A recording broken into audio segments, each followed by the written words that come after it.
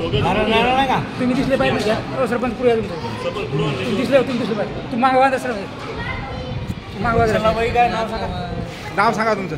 बच्चलाबाई प्रकाश पांढरे. अच्छा, काय काय अनुभव आले तुम्हाला? हां, काय जे अनुभव आले ते सांगायचे देवाचे.